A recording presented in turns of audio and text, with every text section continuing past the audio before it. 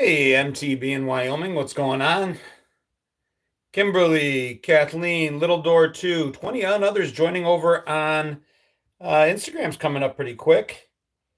Also, jumping on to YouTube. Hey, what's going on? Sava or Kava, Tommy, hello, Susan, hello. What's going on? Normally, tonight's one of the 3 nights a week I bartend. Those of you on YouTube are usually used to seeing me behind the bar right now, but took the night off because I had a meeting with a merchandiser that ran late, so I had to call and get my shift covered. What's going on? Syntheticox, how are you? Sledhead, coming in from Rochester, New York. What's going on? Eric, hello. Jenny from New Zealand, hello. What's going on, Life? Good to see you. Captain Jack, hello. Freddie coming in from Indiana and Maria. Dude, what's going on? What's going on, Carrie? Chunky coming in from Winnipeg. Eric Fisher, what's going on, my Rad 80s friend? Good to see you. Hello from Embarrass. Is that a place? What's going on, Tony? New Jersey, South Boston, Nashville, Tennessee. Damn. Lynn says we have the best generation. Used to make some videos talking about how tough we were as a generation based on the fact that we grew up in a Darwinian environment. The weak didn't make it to where we are today, but the silent gen was really tough. Best generation, greatest generation, World War I, World War II, surviving, the Great Depression. But coolest generation, I think we can take that award.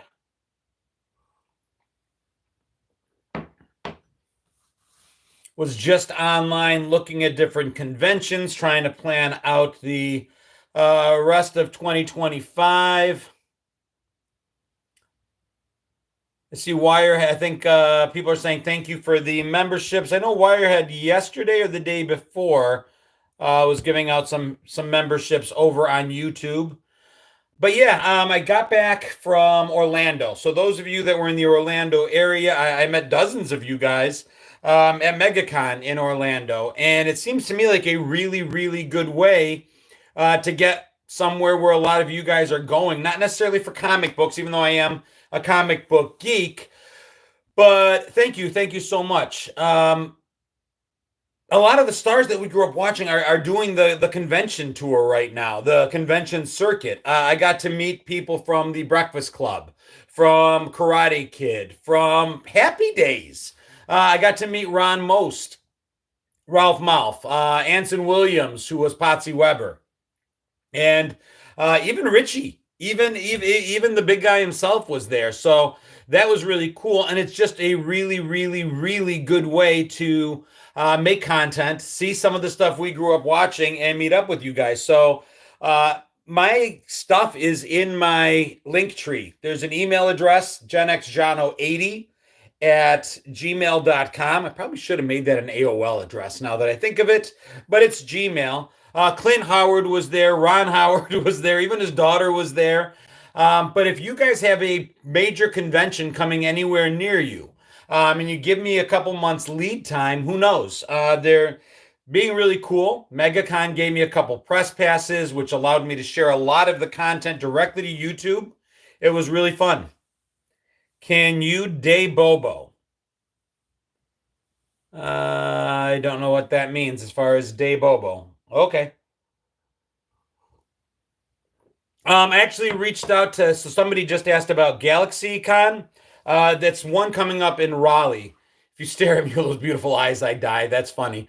And I am trying. I already put in a request for the Raleigh GalaxyCon because on that one, William Shatner's going, and I would really like an opportunity to meet him.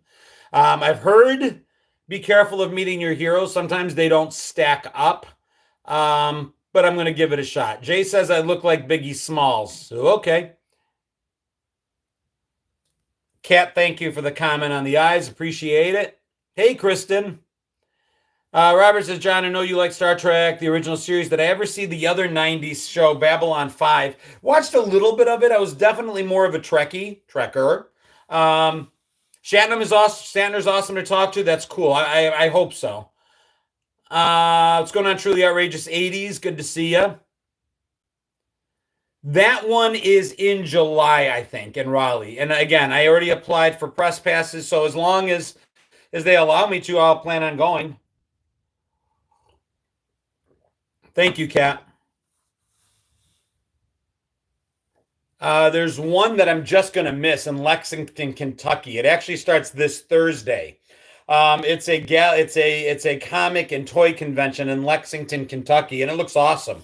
They've actually got the guys from Weekend at Bernie's going to be there. And I just didn't hear about it in time. I actually reached out to the people hosting it, and they were really cool about it. And we're going to try to get together next year and see if we can do some things on panels. But unfortunately, just didn't get to them in time. It's literally starting in 2 days. Star Trek was followed by Married with Children. We watch them regularly as a family. Jono's eyes are probably a rare trait, that kind of blue.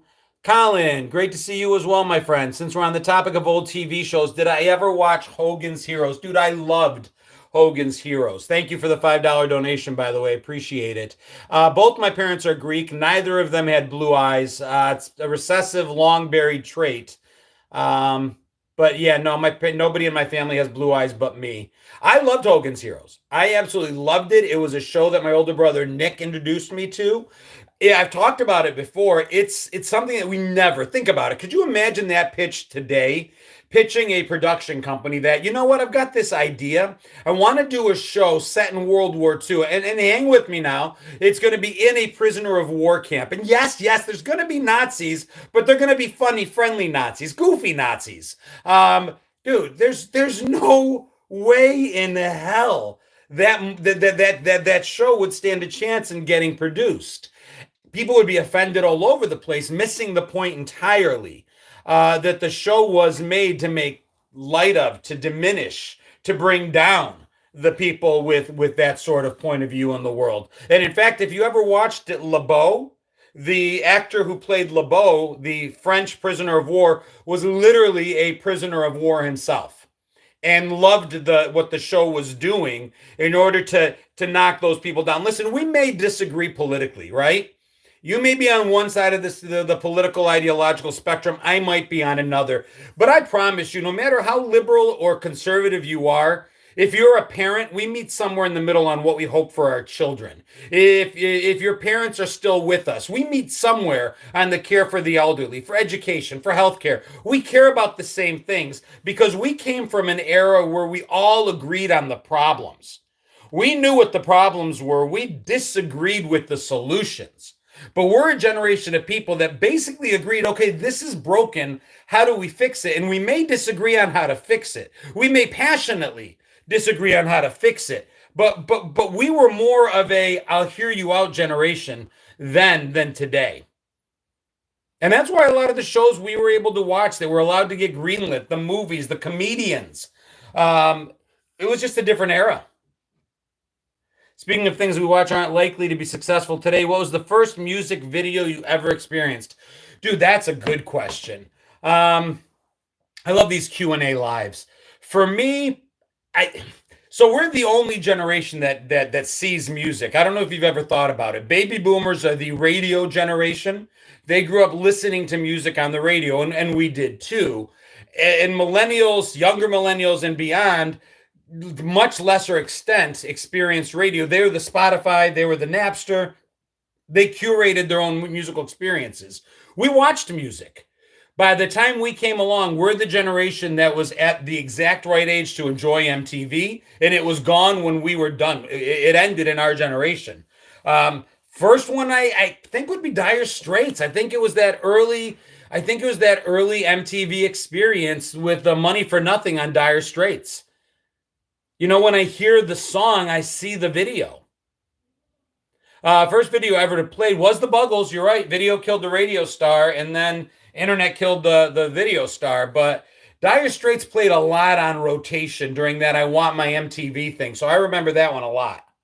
Friday Night Video, somebody mentioned, for those of us that were pre-cable. We weren't able to actually get cable until a little later. Live concerts is watching music too. 1,000% confessions. The difference is you're just watching the musicians play. When I mean watching music, is watching the story play out because our videos were full blown mini movies. Videos like Thriller or some of Cyndi Lauper's stuff was movie budget type stuff that had a before and after. Even before the video itself played, there was dialogue. So that's what I mean by watching music. Your point about concerts is well taken. But I take it one step further that they literally went and talked to people that pitched them concepts for their videos. Sometimes the video played right along with the song, right? Thriller. Made perfect sense. Other times you're like, what the hell am I watching? Weird Al had UHF. Love Cindy. Friday Night Flights. I remember that too. Papa Don't Preach, the movie. True story. Why is the picture backwards? I don't know. I'm sure I could fix it. Whoa, that's not fixing it. I don't know, dude. That's going to switch the camera. I don't know. There's no flip horizontal that I can see. If I hit one button, it'll go to the other side. Who knows? Retouch on? No, I don't want retouch on. Using my selfie cam. I am. But on other ones, it'll mirror it. At any rate, so just imagine me going the other way. Instagram, you're quiet. Come on in. Ask me some questions. What do you guys want to talk about? YouTube is running the show at the moment. My man Colin. Have I ever heard of Kim Mitchell, Canadian rocker? 1,000%, dude. It's because I'm using my screen cam. I didn't get MTV until, anyway, Colin, yes, I grew up in Buffalo, went to school in Buffalo, so a huge Canadian influence in Buffalo. And on top of that, I have two first cousins that lived in Toronto, so I spent a lot of my summers in Toronto watching much music. I go both ways now, Wirehead? Not exactly. Rogue, thank you so much.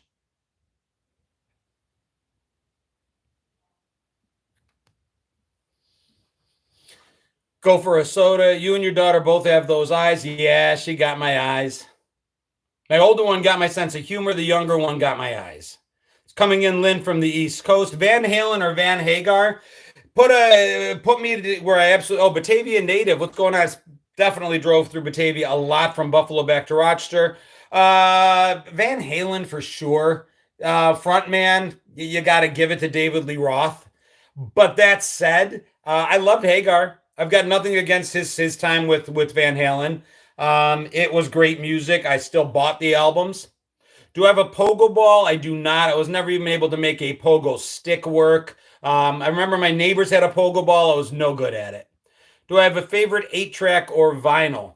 I still have some of my vinyl. My dad packed up a bunch of stuff. I'm in South Carolina now. I'm a Buffalo and Rochester, New York native.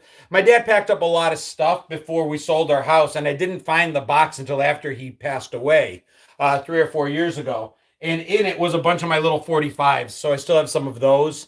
I just bought a record player, one of those little suitcase jobbies, but the records are so old, I doubt they'll play at this point. And what I need is a Ronco record cleaner. Remember that record vacuum by Ronco? That would probably help.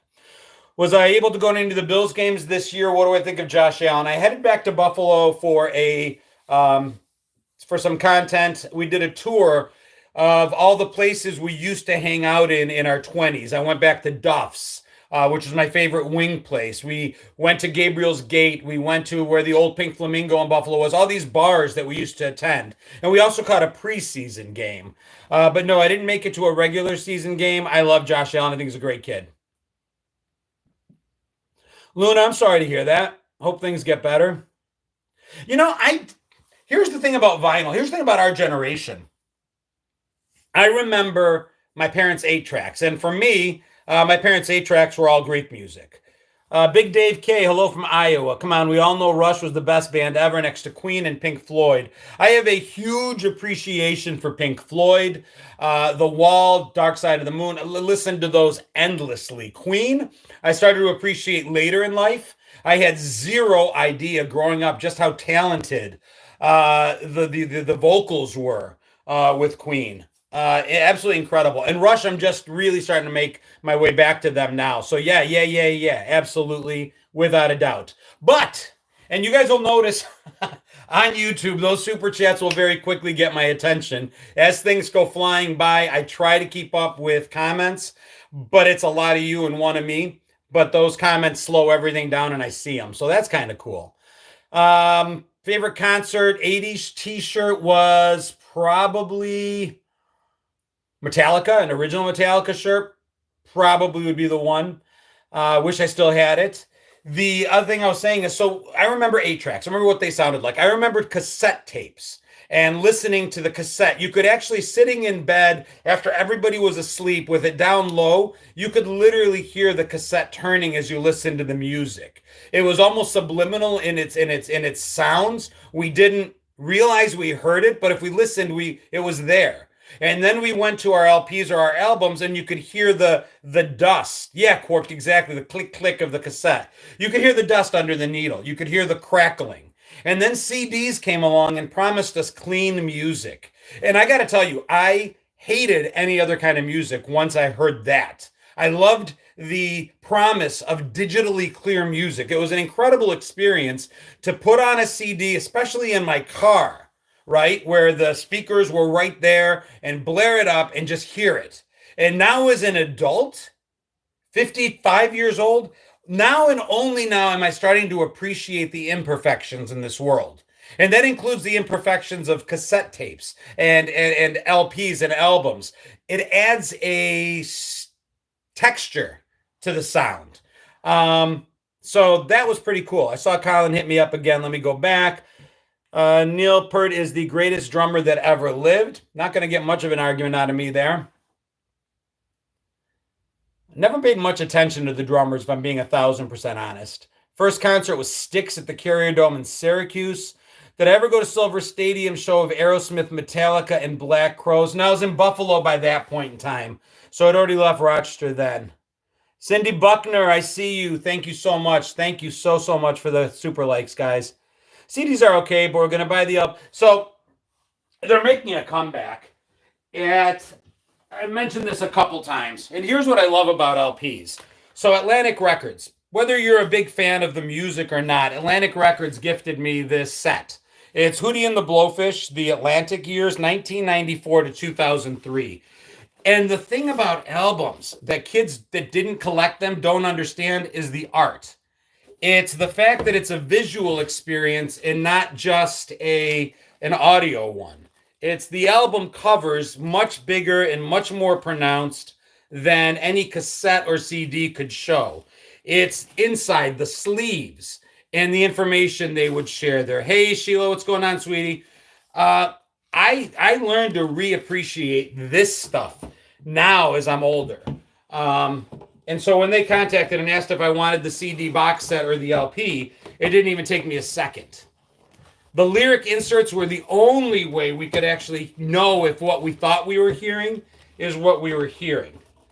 For those of you that are Billy Joel fans, the song Scenes from an Italian Restaurant, which sounds like two different songs. There's a cool shift in the song from the bottle of white, bottle of red to the story of Brenda and Eddie. But my joke about that song is he speaks of Brenda and Eddie, who were a popular steady and the king and the queen at the prom. I heard for about 10 years Brenda Renetti and thought the song was about some girl named Brenda Renetti. I had no clue there was an Eddie at all. Song didn't make a lot of sense to me. And then I saw the lyric somewhere and I'm like, oh, Brenda and Eddie. So there's that.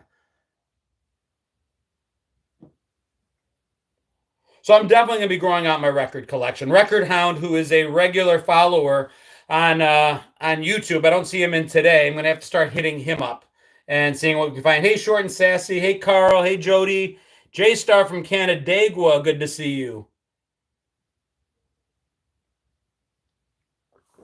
Billy Joel saw him his last scheduled concert in New York back in July. Favorite Greek dish? My wife just made me yemistes papilles, which is a Greek version of stuffed peppers. That would be definitely top 5.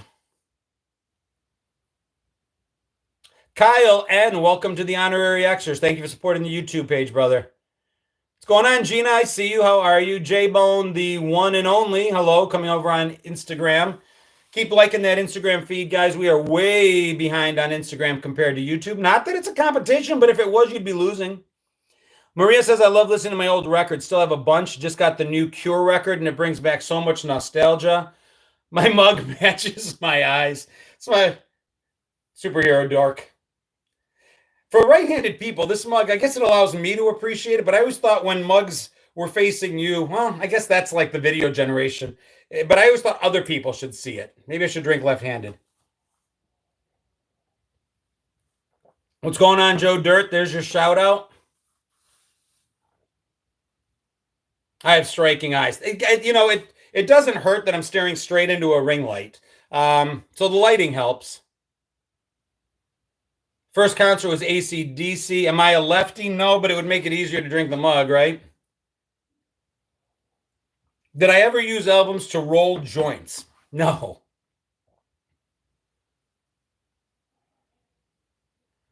Red Rover did it. That's funny.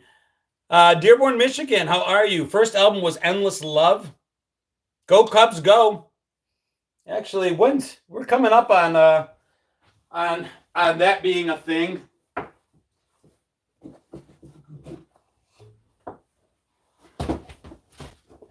Trying to find my blue Cubs hat. I can't find it anywhere. Misplaced it. Music sounded better on Columbia House Penny albums. Dude, Columbia House absolutely built my record collection. Or in that case, it was a tape collection back in those days. But I signed up under everyone's name possible. The fact that couldn't happen today, right? Because there would be, you would have to do it electronically. They would request PayPal or payment. But we just took them for the biggest ride in the history of the world, bankrupting an entire company based on the fact that they allowed us to enter into contract, when we were not of age to enter into contract. So the idea is, for those that don't know, contract law is a thing. And for a contract to be legal and binding, you have to give something of value. And the thing of value they gave us were the albums. And then we have to give them something of consideration, which is money. And that's why they said 13 records and cassettes for a penny, not for free, because in order to be binding, that contract needed us to give them something, hence the penny. Now, the other big part in contract law, and I'm not a practicing attorney, is that the parties all have to be of legal standing, and we were children. So they couldn't come after us. That's why none of us have Columbia House showing up on our credit reports, even though we all owe them a lot of money. They were just the stupidest corporation in the history of the world, that they didn't realize that it was kids buying records for a penny under their dog's name. I still have my art. Well, and then there was more, right? Well, didn't B something BMG fall under the same plan, and they went bankrupt too? Dude, we all did it, but it was the only, and you know what? Shame on them. So the other thing is, the reason they were able to do it, their business plan was to screw us before we screwed them. Because when you bought albums, when you bought cassette tapes specifically from Columbia House, they had license to produce their own cassette tapes. So when you bought a Rush album from them on cassette tape, it wasn't like what you would get at the record store. It was cheaper quality. They provided the cassettes. They provided the tape. They did the processing of it, and they put in the cheapest paper with no lyrics. I mean, you literally got like a secondhand, near bootleg version of the album at 3 times the cost. Yeah, the first ones were a penny. The other ones you paid twice what you would have paid in a store.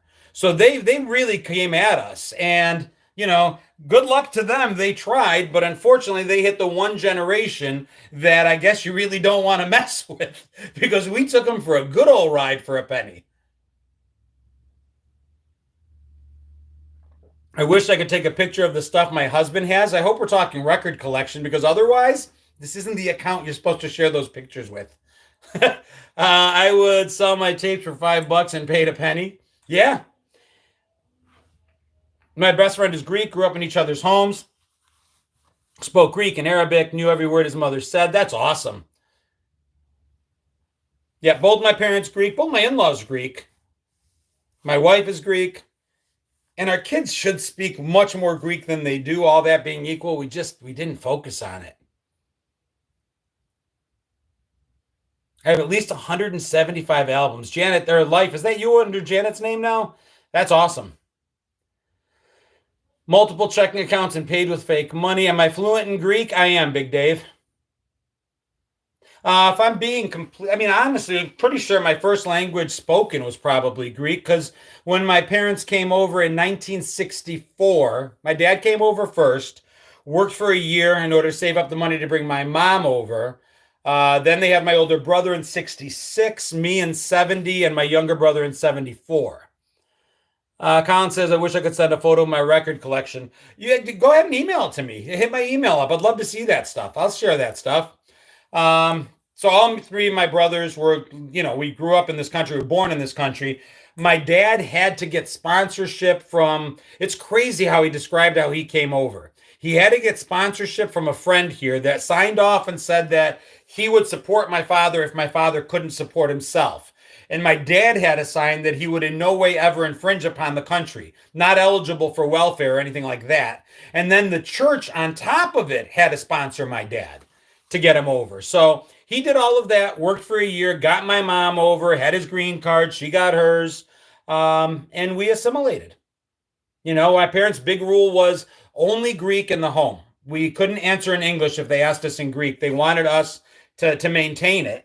But outside of the house, we were yelled at, scolded, spanked if they heard us speaking Greek outside. They did not want us to be different, to stand apart. Because you got to remember, back then, even Schoolhouse Rock taught about a melting pot, where we come from different places and then we all assimilate and become the same. Today they teach kids, and I'm not saying right, wrong, or other. We're just talking. Today they say to kids that we're a stew, which means the meat stays meat, the potato stays potato, and so on and so forth. Just different ideology, different times. I've seen so many bands I can't remember who I've seen. We were lucky, dude. Think about it. Today, even as a full-blown adult, I cannot afford to go on tour and watch all the concerts I'd like to watch from a decent spot in the arena, in the hall. We were so freaking lucky that for $15 and putting our life at risk, going in general admission and standing like sardines, we could see anybody we wanted. We could afford it. We saw amazing artists for $15, which even back then wasn't a lot of money. We could afford to work and still see those things. And that's amazing. And then when we were there, we got to experience it in real time. We weren't hiding behind, our cameras. I can't tell you how often I tell my kids, put it down. I promise you'll remember it. Put it down. And I go, if you really want to see what this looks like through that lens, the concert's already on YouTube. You recording it is not going to change anything. Experience it, because the rest of the world will watch it on YouTube. You're here. Experience it from your own perspective here. Our kids have a really hard time, and so do we, I'm sure. You go to a concert of your kids, parents will be having that thing up too. And I get it. We want to keep the moment forever. But those of you who are parents that have attended a kid's concert and recorded it, ask yourself this. When's the last time you went back and looked at that recording? Is it still on an old phone that's now in a drawer somewhere or gone completely? Keep the memory. We are so grateful for the little bit of stuff we have that's saved that it makes it really special. We've documented nearly every second of our kids' lives. And sometimes I'm like, let's just put it down. Went to Ozfest 94, 95, 96, burned my thumb every concert on my Bic lighter. Remember $12 tickets, now they're hundreds. Paid $300 for 2 Danny Elfman tickets. Yeah, it's crazy. Remember staying on the phone? Hell, standing in line to get tickets? Friends and I camping overnight to get tickets, calling the radio station when all else failed, over and over and over again, trying to get through to get those tickets. 97 Rock, 98 PXY, 96.5, 98.5 Kiss FM, 102.5 WMJQ in Buffalo. Do you all still remember your Radio. I've been living in Charlotte 9 years. I cannot tell you one radio tagline at all. But I remember Rochester was 98 PXY, 97.9, 96.5 WCMF with Brother Weeze. I remember Buffalo was 97 Rock. Uh, Forever ingrained in my brain. Our radio stations were such a big part of our life, too. Q102 in Philly. Somebody said Y100 in South Florida. Everybody had a Kiss FM, the number one hit music station. Colorado, it's Kilo 94.3. WCOZ in Boston. WBLI Long Island. Why? I love this. I did a post, I got to redo it, where I shouted out my call letters from the radio stations I remembered. And I told all of you to put yours in, just like you're doing right now. But before listing yours, go through and see if you can find somebody else that already listed it. And then comment below it. And people were having full-blown conversations in the comments of it. I'll do it again this week. I might do it again tonight, depending on how late I get off here, because it's an amazing thing. Our radio stations were amazing. This Gen X t-shirt, it's in my merch shop. It's a little faded because it's one of the first ones I ever had, but it says, "When life gets tough, rub some dirt on it." Our radio stations were amazing. Our DJs were amazing. We had our local DJs. For me, let's see, Sandy Beach, Brother Weeze, Marie Bonacci. And then there were the national guys, right? The guys that we heard nationally syndicated, or the Casey Kasems, which were incredible and just had these voices of a generation.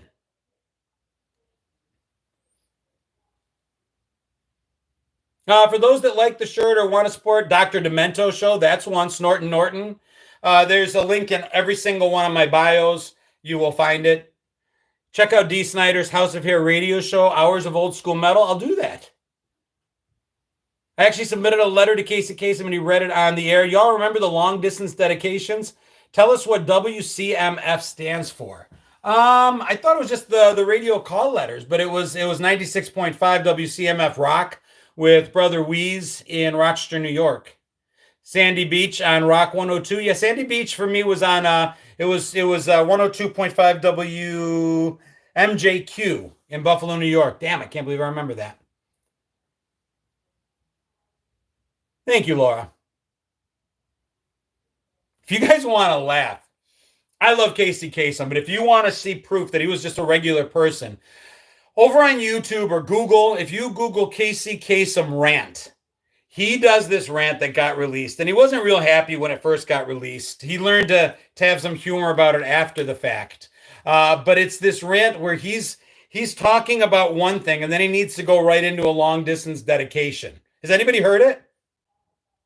I absolutely remember Dr. Ruth. You are on the air with Dr. Ruth Westheimer. Casey Kasem's house, Rock 102. Keep your head in the clouds and keep your feet on the ground and keep reaching for the stars. Yeah, Casey Kasem was the voice on Mark on Battle for Planets. He was also Shaggy on Scooby-Doo. He was also a couple of the Transformers.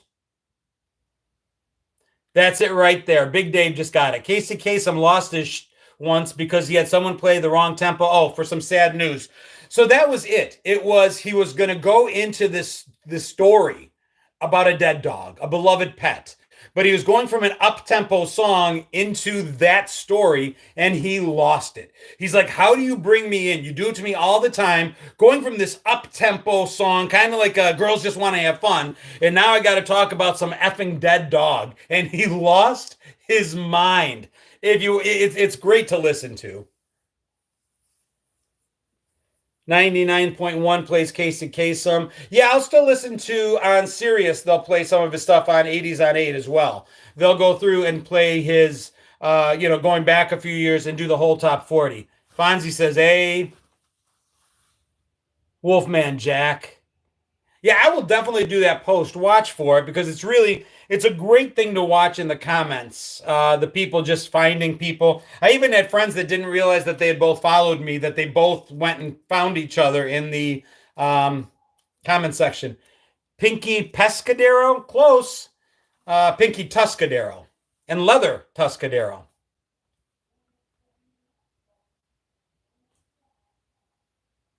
I remember watching Happy Days and not realizing I was watching reruns early on. And as a kid, just being confused why children. I remember being so little that I believed in my head somehow that kids on TV grew up faster than real kids because Joni grew up faster than me, because the Brady Bunch kids were growing up faster than me, because I didn't realize I was watching reruns out of sequence. You're welcome, Spinner. Did I play TV POW with Ranger Bob? I was a little older when I discovered Ranger Bob, but my younger brother definitely. We watched that's a WUHF channel 31 in Rochester, New York. Yep, Susie Quattro was Leather Tuscadero. Good call, Lisa. Um, every one of these UHF channels had a local whatever. If he was a cowboy or a clown or whatever. That would sit between the shows. And in Rochester, New York, it was Ranger Bob, and he called us all Buckaroos. So yeah, I definitely remember that. I was a little older, not so old, but I remember it. Fonzie never rode a motorcycle. True story. Commander Tom in Buffalo, I remember that as well. Cool thing about an analog feed, right? Our televisions, we could get, when I was in Buffalo, I could get on a good night, on a clear night, on whatever it is that allows signals to travel, we could reach deep into Canada and watch CTV. In Rochester, I had no problem getting Syracuse stations, sometimes Buffalo stations. Fonzie never wore a black leather jacket. Well, and on the first season of Happy Days, a little bit of trivia, he wasn't allowed to. The censors wouldn't allow it. So in the first season of Happy Days, he's wearing a gray members only type windbreaker. After that, the leather jacket was brown. But a lot of people kind of think of it as a Mandela effect. They remember it being black. But in the first season, it wasn't even leather. It was a gray members only type jacket, and then it became a brown leather jacket. John, radio stations depended on weather conditions and low flying birds. Well, and the different modulation, right? That's what FM AM is. AM did more of this, so it bounced up and down, and FM was more of a straight line, or I have that backwards. I don't know. Big Dave, my older sister had a t-shirt of the Fonz on his bike. The words over his head were sit on it. Classic meme before the word meme was a thing. Dude, sit on it was funny because that was, again, back then censors wouldn't allow stuff. That's a great comment, Dave. So they had to come up with different versions. Like shut up was considered, you could only have it on a show maybe once or twice an episode. Beyond that, you were teaching kids bad things. So they came up with things like sit on it, which really didn't mean anything. And that became the version of F you or shut up. They could get away with that. Lynn says, yes, no leather. It was like a canvas or windbreaker type jacket, first season of Happy Days. Stifle It. Yep, All in the Family, another one. Twice as far as a candy bar. Yeah, that goes back to Welcome Back Kotter. So Welcome Back Kotter did it too. I mean, up your nose with a rubber hose. How is that a put down? But they could get away with it. Up your nose with a rubber hose and jam it far with a running car. That's a cool thing about doing this. The amount of stuff I learned from you guys. I learned Kiss My Grits, another good one. I learned from you guys. I learned from doing research for different things. This is amazing. What you're talking about, Willis? And those were the catchphrases. Even right down to, did I do that? What you talking about, Willis? The plane, Kiss My Grits. Those were big deals because it was easily put on commercials, easy way to get attention, make cereal reels. Brady's were the first TV couple to share the same bed. Is that true? I don't know why I thought I had read something else. I know that I Love Lucy didn't share the same bed, but they were the first to show a pregnancy. I can believe it. I don't know why. Maybe Fred and Wilma seems to come into my memory for some reason. I think the Flintstones might have shown an episode where it was just one bed. They may not have been in it, but they showed one bed. But I don't know. Sounds possible. And they did. They would go to the end of the night and see the two of them side by side in bed, Mr. and Mrs. Brady.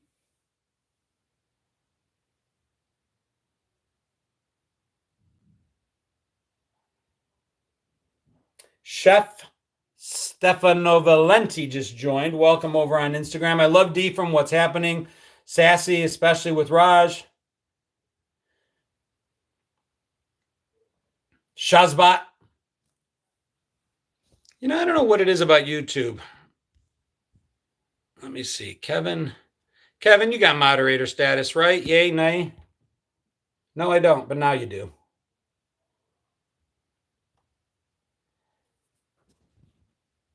Getting some trolls on the Instagram side, which is all right. Sticks and stones and all that. I really don't care. But remove them if I can. I love it when a plan comes together. A-team.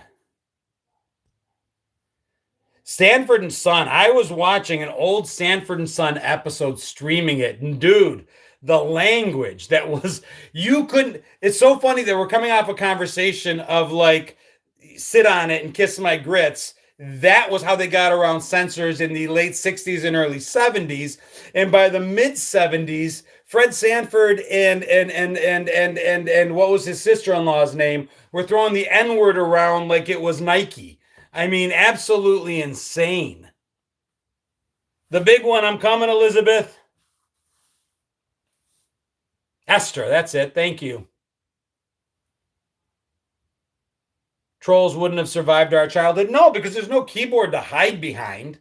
If you said something, you said it to someone's face, or you made the mistake of saying it behind someone's back, and then it got back to them, and next thing you know, you've got an appointment to meet on the playground at 3:00. Calling somebody an H, I don't even know. Is that a slur? I thought was that really a slur when he would call him that? I don't know. I thought that was a made-up thing. Every other word out of his mouth was that. But, and we've talked about it. The difference between then and now. Society evolves. People evolve. Language evolves. Social norms evolve. I'm not pretending we're still stuck in 1980-something, 70-something. I'm not even going so far as to say I wish we were. I'm fine with living where I'm living. Joy, I appreciate that. Thank you so much. I'm just saying I like to take what I experienced then and bring it to today and enjoy the best of all worlds. But I do wish that intent mattered more. It seems to me that that's what we always try to get down to. Even the best of intentions today. I was talking to my younger daughter. Her friend got into a fight defending himself. And him and the other boy are both suspended. And she came to me, she's like, I don't understand.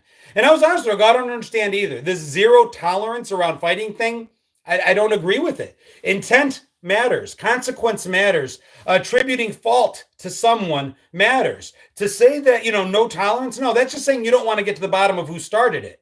But I was raised that as long as I didn't start it, I had every right to defend myself. And I told my daughter, if you ever get into a situation where you have to defend yourself, do what you got to do. If you get suspended, I'll take you out for ice cream that day and I'll let the school know where we're going. I will celebrate the fact that you stood up for yourself. I find out you started it, we have a whole different conversation.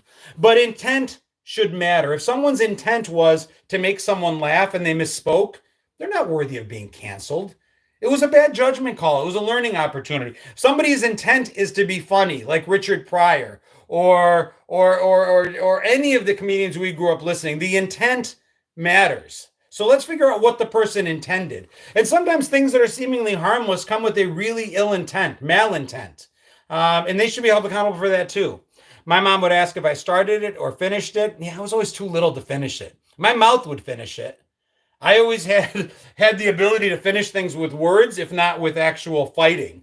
They might have gotten the best of me on the playground. George Carlin, great example. They might have gotten the best of me physically on the playground, but the things that I said resonated in the ears of everybody in school, and that stayed with them long after my bruises went away. So my ability to trash mouth as a kid was pretty legendary. Mary Kay and Johnny, a sitcom from the 40s, was the first to show a couple sharing a bed. There we go. Life says no real communication anymore. I don't know. This is communication. We're communicating differently. I've got kids that I work with the bar part-time, and I promise you I communicate with them. We talk. They do videos with me. We learn things from each other. I think it's there. then you got to want it. I think if you love the 80s, if you love the 70s, Christopher says, dude, I see your YouTube shorts. You're really good. 45, you rock, mate. Thank you so much, Christopher. I appreciate it. You got to want it. If you loved what we had in the 80s, there's no reason we can't have it today. I really don't think so. I don't think there's any reason we can't have it today. We just got to want it. Chuck Buck brought up the John and Johnny, Mary Kay and Johnny. Yep, that was just over on the other side of the house on YouTube as well. Born in the 70s and raised in the 80s. That's my life. Nuance is a lost concept anymore. Yeah, how many songs were so nuanced we had no idea what they were saying? My friend Rochelle, who goes by Gen X Shell, just did a Facebook post where she was remembering as a kid, she was showing her parents this dance that she choreographed to the song about horses. And it was Ride the White Horse. And it's, it didn't even occur to me until today because I'm like, wow, yeah, no, not about horses. Sledhead from Rochester signing out. Later, Gator. Innuendo is also lost. Yeah, things have got to be like right there in your face right now. Merlin, I love that game. Gen X Kate, you saw that? I thought it was good. She shelled it.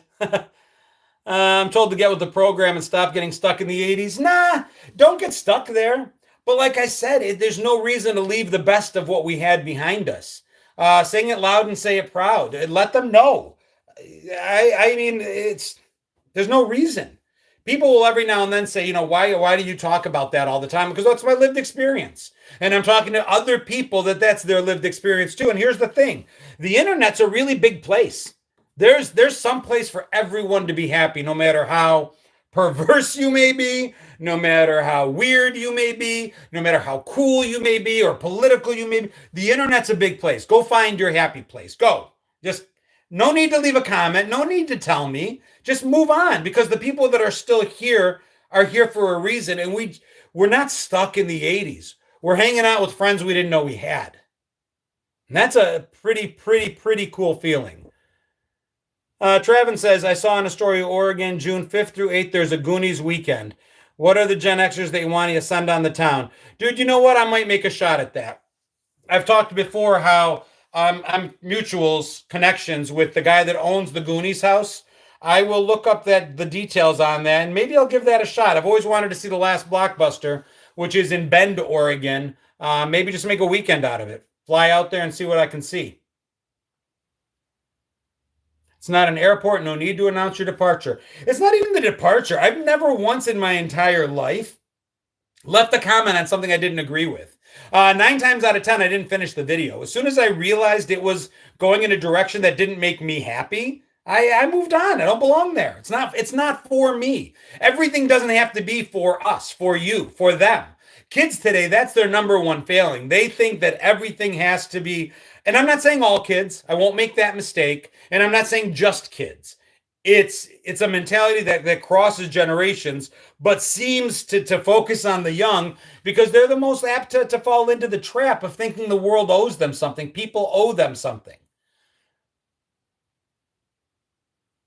Oregon John looking for that in real life dysentery achievement. Oh, dude, he's referring to a post I just made. The news just announced over the last couple of days that there's been a breakout of dysentery in Oregon, which is insane. It's not like we weren't warned. Jose, thank you. I appreciate that. Pre-Gen X, Generation Jones, totally welcome, man. If it relates, if it makes sense, if it makes you happy, stick around. I remember the first NASA explosion, watched it live in social studies class. I remember them all.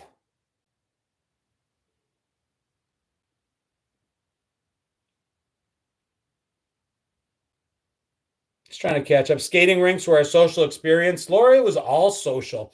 We even turned an arcade into a social experience. Kids today will stream them playing. It's each person in their own room by themselves, sharing via camera their gameplay, right? And that's a social experience. They're like, we turned our gaming into social. I'm like, you haven't experienced social gaming until you're in an arcade filled with kids.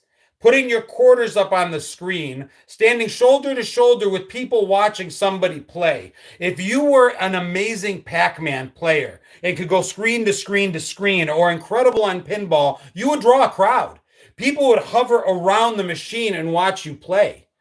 Hey, John, I dare you to sing the theme song to Land of the Lost in Greek. Go. I once sang what my teacher thought was Silent Night in Greek. My teacher promised me extra credit for Christmas if I would sing the song Silent Night in Greek in front of the class before Christmas break. I never learned the song. I couldn't figure it out. I didn't even bother trying, but I did stand up in front of my fifth grade class and sing gibberish to the tune of Silent Night for a free A. Does that count? Isn't that boil your drinking water basics? Yeah. Nobody could beat Melissa at Frogger. That's cool. The party lines. I remember those, Lisa. I was really young. My mom would catch me listening in. Skateland and Northridge. Still have the original Atari. I've got a facsimile of one flashback system behind me. Fake it till you make it. Well, what? She was going to call me out? She had no idea. And I threw in a couple words like the Greek word for night just to make it sound good. Kevin is directly related to the author of Jingle Bells. That's pretty cool. Truly outrageous, tagging at GenXFM. Only drink from a body of water that horses are drinking from. Good advice. Dude, we learned that kind of advice. We also learned that if you want to get out of quicksand, go over on your back and kind of float your way out. Don't struggle, because struggling will only make you sink faster. Really, really thought that was going to come into play. I honestly believed at some point in my life that knowledge and or a low-hanging branch were going to be the difference between my survival and my not survival. I was wrong.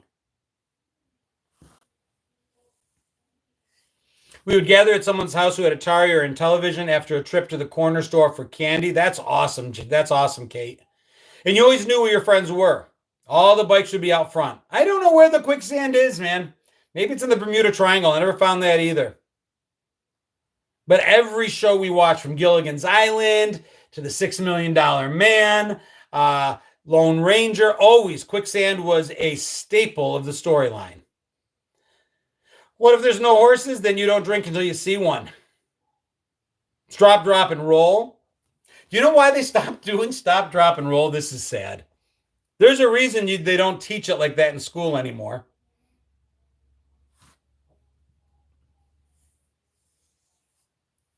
My daughter knows step on a crack, break your mother's back, my 13-year-old.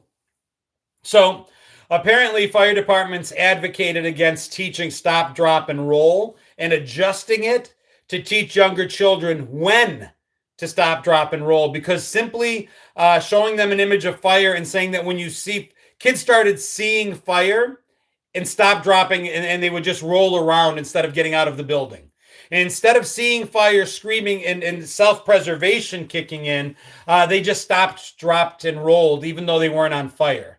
So they had to adjust that message. And even with adjusting that message, it was still lost on many. So many fire departments just abandoned the message entirely. Can I describe the ruckus? What kind of ruckus was it, sir? The world is an imperfect place. Screws fall out all the time. My maternal grandparents lives blocks away from the carpenter's house in Downey. That's cool, Lisa. That is true. It's never too late to encounter you, Dad. I'm watching you. I don't know what that meant. Is it a compliment? Oh, I see it now. You, Dad. I learned it from watching you. The drug commercial. Okay, it took me a minute. That, your brain on drugs. Yeah, they botched the message so bad on keeping us away from drugs early that they stepped up their game from the late 80s into the 90s. All of a sudden, we started having skits on television, Pee Wee Herman, even Clint Eastwood talking bad about crack. I mean, they stepped up their game. But in the early 80s, when we were kids, the best they could come up with was just say no. That was the begin and end. That was the totality. That was the entire message of their attempt to keep us from doing drugs. Just say no. I mean, brilliant in its simplicity, but the fact that they were surprised when it didn't work, or maybe they just didn't care. Nuclear drills face down. Yep. Duck and cover. An egg in the frying pan. Yeah, those were better. Learn the best things and the best message from ABC after school specials. I agree. Nancy Reagan. It wasn't exactly a war on drugs, more like a strongly worded message against drugs. That's it. That what they did wasn't a war. Just say no, not a war. Mothers Against Drunk Driving. I was the charter president in my school. We started the first Students Against Drunk Driving chapter. High school me would have been very disappointed in college me, but had to get home somehow. Don't repeat that to my kids. It was a different time. What can I say? If you were on the road at 4 a.m. in Buffalo in 1990 and you weren't drunk, you had no business being there. Again, don't tell my kids I said that. Nancy Reagan on different strokes. Now we've got conjunction junction, and I'm just a bill. But dude, I mean, I get the whole Students Against Drunk Driving. I get the whole Mothers Against Drunk Driving. I get the whole let's be against drunk driving. I get it. Really important message. That said, we were a special kind of stupid in our 20s. Do you remember worrying about a friend that maybe they had too much to drink and the best idea we could come up with was to follow them home? Still allow them access to their car. Still allow them access to their keys. Let them get in the car. Let them start driving home. But we'll follow them to make sure they get home. And those were the people we loved the most. The ones we liked a little less, we just said call when you get there. So we'll know you got there safely. And then we passed out the minute we got home, whether they called or not. I mean, that's special. That's Punky Brewster's friend in a refrigerator, special kind of stupid. Morgan Freeman on Electric Company. I love that. Show Dick some respect. Bender. I love that. Only we can prevent forest fires. So Lynn, Lisa is driving and Lynn mentioned, hey, you guys. Which came first? Hey, you guys on the Goonies or hey, you guys in Electric Company? And I think pretty sure Electric Company was in the 70s. So Rita Moreno did it first. Did they know there was that where they got it in the Goonies? Never really looked about that back to see if the Goonies got it, but I think there's a scene where they're watching the Electric Company, and maybe that's where he got it. I'm not sure. Brooks, without a doubt, we did some stupid stuff, the drinking and the getting ourselves home. But we emulated the practices of the day. Hell, even the laws were different. Most states had a higher threshold, legal threshold, for what constituted drinking and driving, or DUI or DWI, versus DWAI, which was a slightly lesser violation. Drinking, let's see, WWAI in New York is driving while ability impaired versus an actual DWI. So even the laws were different. Good memories. Stupidity, but those of us that survived it are grateful. Kids are driving wasted today. That seems impossible to me. Somebody just said that as a high school teacher, still sees kids driving wasted today with Uber being available to you 24/7 for what, $10? These kids spend a ridiculous amount of money on DoorDash. They shouldn't think twice about spending it on an Uber. That makes me sad. I don't say we didn't know any better. We should have known better. But, dude, learn from our mistakes, for crying out loud.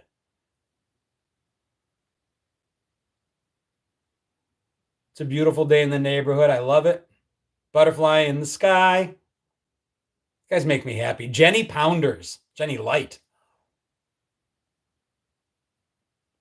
Woodsy the Owl. I just referenced him and Smokey the Bear in a video I did about an hour ago.